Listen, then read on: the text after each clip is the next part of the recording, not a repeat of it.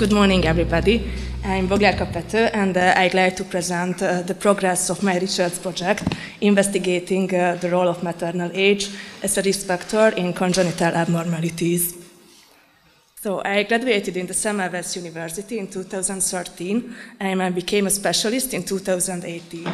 And since my graduation, I'm working in the Semmelweis University. My professional supervisor is Nándor Ács, while my methodology supervisor is Szilárd Váncsa. My vision is a Hungary where women receive state-of-art pregnant care, which is the key to guarantee the best chance for the new generations, the next generations. And on this way, my mission is improving the screening methods of non-chromosomal birth defects. To reach our scientific goals, I've got two ongoing projects in the same topic. We examine the role of maternal age on congenital abnormalities on a global level and on a national level. And let me start on a global level with our meta-analysis. At this meta-analysis, I'm working together with Ákos Mátrai and with two project students. And let me introduce the background of our scientific program. So non-chromosomal birth defects are really frequent, and around with between 3 and 5% of worldwide live births. And they are the leading causes of infant mortality and also morbidity. And we've got absolutely clear information about the role of maternal age, but we need more clear information to improve our screening methods. So our aim is identify these groups regarding maternal age. And as this graph shows us, there is a really sharp increase in frequency of chromosomal abnormalities with maternal age, and it can be the explanation why is it a clear recommendation regarding chromosomal abnormalities, and why is the gap in protocols regarding non-chromosomal abnormalities. Our clinical question is, which maternal age categories pose the highest risk for different birth defects? Our study population is pregnant women, regardless pregnancy outcomes, so including live births, stillbirths, miscarriages, and abortions also, and we compare different birth defects. Our primary outcome, non-chromosomal birth defects together, while our secondary outcome, birth defects individually and grouped by ICD-10 categories. Our hypothesis is very young and advanced maternal age increases the risk of non-chromosomal birth defects. And we hope with our new results we can specify screening methods and use additional screening methods, for example, fetal echocardiography, which hasn't got an indication regarding maternal age.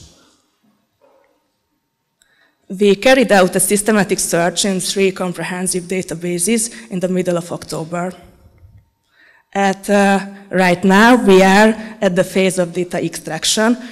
We've got more than 200 articles from 1953. And at the next, I'd like to present my second project, which I mentioned. It's a population-based study. And why is it relevant to examine this question in the Hungarian population?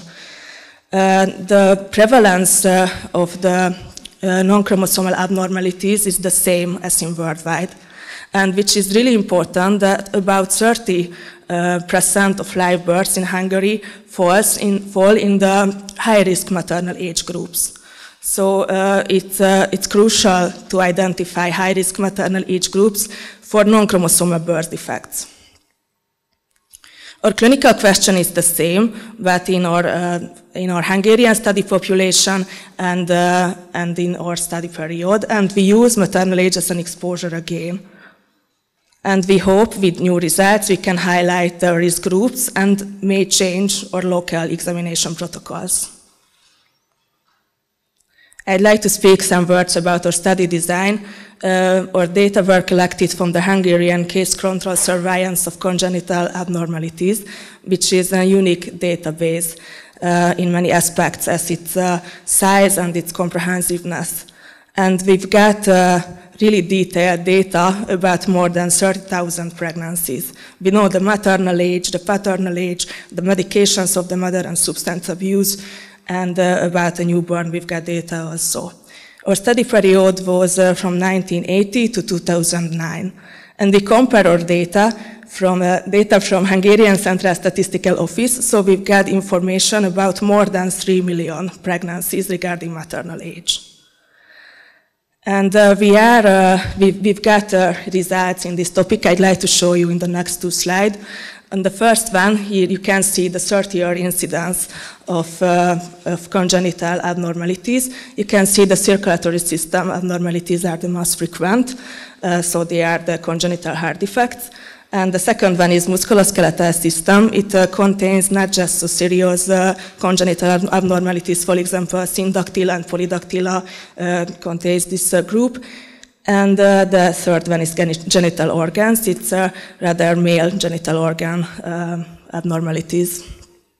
And on this slide, I'd like to show you two main type of incidence in congenital abnormalities. On the first, you can see higher incidence in old maternal age. This is typical for congenital heart defects. And to another one, I'd like to show another type. Here is the incidence is higher in young maternal ages. This is typical for neuron system abnormalities. And as I mentioned, we are in the phase of preparation of the article. And we hope we can submit both of the projects in 2022.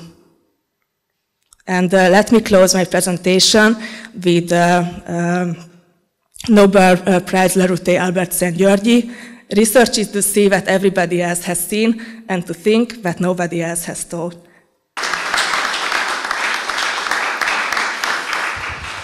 In your hypothesis, we could see that you are investigating the very young age group and the advanced maternal age group. How could you define these age groups, or the papers at least? Yes, it's a really, really relevant question. It's a hard. The answer is a hard statistical method, I think. So at this moment, we wouldn't exclude any articles, any papers, and we try to find. Regarding these articles, these categories. So we wouldn't tell before which one is that. Can we go back to your one slide or two? I mean, your data. Hey, yes. This. So what is the standard error or deviation on this? So I like to tell you that the line is just for the eyes, so I'd like to show it better for you, but the dots are more important. So red dots shows the higher relative risk, and the green dots show the lower relative risk, so the not risky periods. Here, actually, the risk is 1, so I mean that's the average actually. Yes. And then, I mean, to my eye, the reason why I'm asking, because multiple types of fittings could be done, and then you did this fit, okay? Here I see, and then maybe I'm wrong, I mean that there is really an increased risk here, and then here you say that there is no increased risk, although this goes up, except this single value, which maybe actually represent only a very small number of cases, so that actually could be misleading. Yes, they represent, with these higher lines, really low cases. So they aren't so relevant than another ones. So if somehow you could show actually the size of the certain populations, I mean, just by this, and I still don't understand this. I mean, the standard errors. So what? Yes, what is the meaning of those? Because these are fixed numbers. This is the explanation. So because of these lower case numbers, they can be so relevant.